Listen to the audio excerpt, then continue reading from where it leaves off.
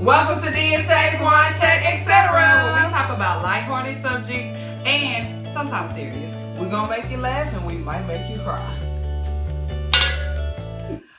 Today's topic, bad children and how children are so nasty.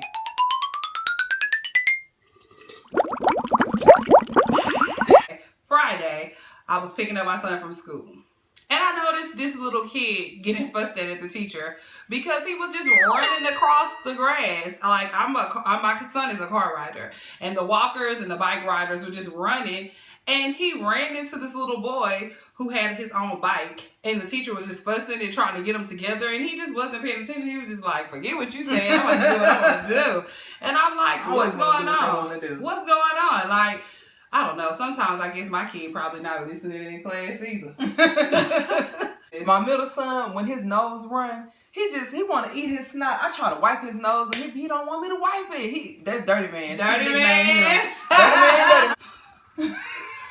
Kids are nasty too, though. Like, why are they germ city? They like little petri dishes or something. Because every time, like the first year of school, they go to school, they sick the whole year. You're missing a whole year of school. I don't understand. Like, what are they doing? Eat each other's boogers, lick each other's hands and stuff. Like, what is happening? They be sick every other day. Just every other sneezing, day. coughing, touching. Oh, God. My kids are young, so 7 and a 2-year-old. And they're not at the point to where they're really talking back. Well, my 7-year-old tried it the other day, but you know, kids are just talking back. They tell all your business. I remember when I was teaching Sunday school, I taught 3 and 4-year-olds. These kids would tell me all their parents' business. Girl, one dude, this little boy told me his daddy was an SHIT. Little boy told me his dad was an SHIT at church. My mama said my daddy ain't SHIT. Yes. And I was just like, I'm pretty sure you're not supposed to tell me that. No, yes I can, because she said he wasn't SHIT. It's okay for me to say she said it. And I'm thinking, parents, be careful what you say around your kids, because they are going to repeat all your business. Like, the whole neighborhood. And they learn that. They learn how to do that before they learn the ABCs, 1, 2, 3. They talk noise. My daughter is 1 year old. Before she starts counting or trying to say ABC, she's talking back at 1. The other day, she had something in her hand. It was a little piece of something, and I took it from her because I didn't want her to choke on it or put it in her mouth. This little thing asked me, what you do that for? And she won. She said it just like that. What you do that for? I had to double take because I said, I almost broke my neck. I said, girl, what? Little kids that talk back and tell all their parents' business leads us to the next subject. Little Ron. Little Ron. Oh my God. That little boy is funny on the cartoon. And to me, when he does the real life instead of the cartoon, it's funnier because the look on his face is so serious. It's serious. And he cracks me up. And then he tells his mama and his cheese sticks were real. Can you tell Ron, can you tell us what about these cheese sticks? Because I want to try them. Girl, because he is eating them every day, and I'm thinking, are you backed up because all that cheese is stopped up? What's going on? And then his mama always have on a bonnet in all the cartoons. Did she comb her hair? Never. You know what? I'm not even gonna lie. I have a bonnet on 24/7. I only comb my hair today because we was filming. I'm not even gonna lie. I normally look like a hot mess. My poor husband. Why? I ain't gonna even get started because y'all, I'm just not learning how to do makeup. Thank you for teaching me. It's okay. We're gonna learn together. We're here to learn together. Girl, but this is our little chance to just get a break from our kids, have a little chat, talk kitchen table talk with you guys, you know, and talk about things like Little Ron, because he is hilarious to me. He is so funny. We waiting on the series. Hello, Cartoon Network. Where you at? For real, because he needs to do a whole 30-minute segment, because I promised them little 2 to 4 minutes is not enough. It ain't enough. Because I be rewatching the same ones over and over again. That's my highlight of the day, especially when I'm stressed and my kids get on my nerves. Let me watch Little Ron and see what he's talking about. And then the way he talks to his dad and how his dad gets pissed off anytime he says his mama got another man. And I'm like, but y'all not together. Yeah, he always get mad. Girl, what's up with that? That's crazy. I think he a wrestler, daddy.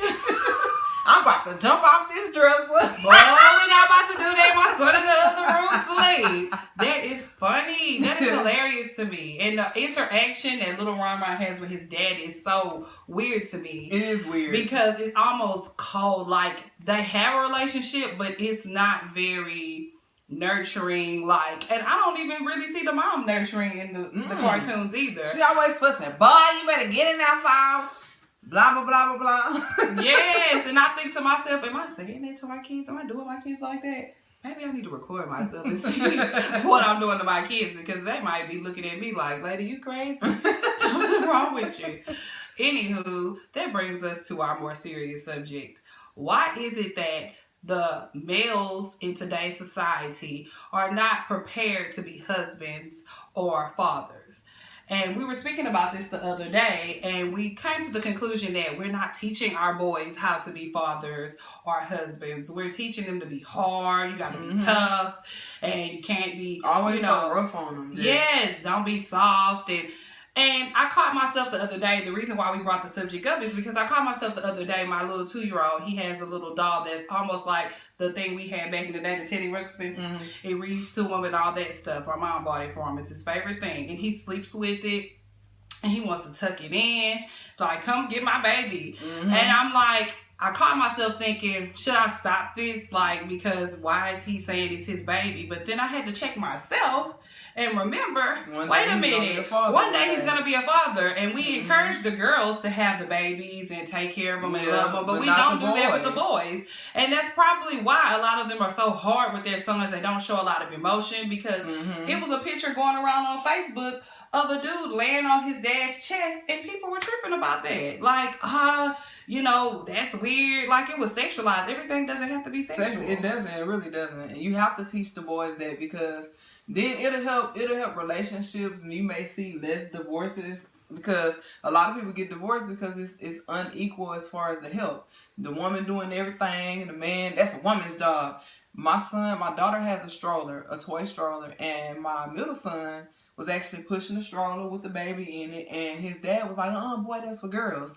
But it's really not that bad. He's gonna be pushing the stroller one day. Exactly. You just have to explain to them, okay, what you're doing is learning how to take care of a child. One day you're gonna have a child. Not, okay, I want to push a stroller, so I want to be a girl, I want to be a mom. No. Be a father. A father has to push a stroller, so I don't see what the issue is with a little boy pushing a stroller. I don't either. I mean, honestly, I feel like that, as far as teaching them how to be fathers, and also we're not teaching them how to have successful relationships.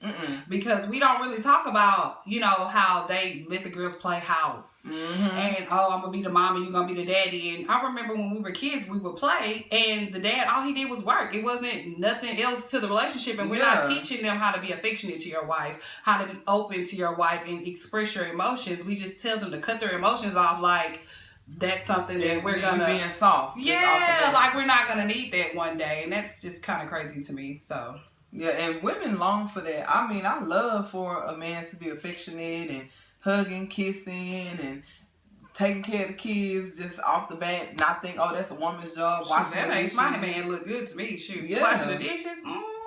And a lot of people in relationships, they quick to break up or quick to want to split up, but you have to realize that the men today were raised like that. So if you love your partner, you're gonna stick with them and try to help them to do better. Instead of just you gotta teach them. And it's a never ending cycle. You divorce him, he goes to the next woman, does the same thing, and she divorced him, and it's like, no. That's why a lot of relationships nowadays are failing. So like, I know your grandparents stayed together, my grandparents stayed together. Yeah. See, those relationships were successful. Till death do they part. It was really to death do you part. That's right, but see, the generation after that, I feel like it's horrible. You know what? I don't want to sound funny, and I'm sorry, feminist movement, but I really think that had a lot to do with it, because now we're so independent. There's nothing wrong with being independent, but you can't be so independent to where you talking about you don't need your man. Because I'm sorry, I'm independent, but I need my man. I need my man. Me too. Me too. I need you. I think that's going to have to be the end of our wine chat for today. I hope you enjoyed it. If you have any questions, or if you want us to talk about something in particular, you can comment. If you want to know anything directly about us, you can comment. Rate and subscribe, please. And like our videos if you do. And also give us some suggestions. Positive feedback is always welcome. Because we now trying to spread negativity, we ain't really about all of that. Yeah, but negative. Please, if you got anything negative to say, just keep it to yourself. We just want positive. We trying to spread some love. that concludes this week's wine chat, guys. If you have any questions, comments, or concerns, do feel free to write below. That's that wine Subscribe, talking. yes, rate, and thanks for watching. Oh, before we go, we forgot to tell y'all what kind of wine we was drinking. It's the bumdiggity.com. If you on a budget and you trying to unwind after work, or you trying to chill with your girlfriends, go ahead and get you some of this Carlo Rossi, something like that. ROSSI. The palate.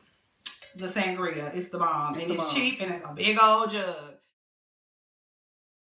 You know, we ain't finished drinking this yet, but to be continued. To be continued.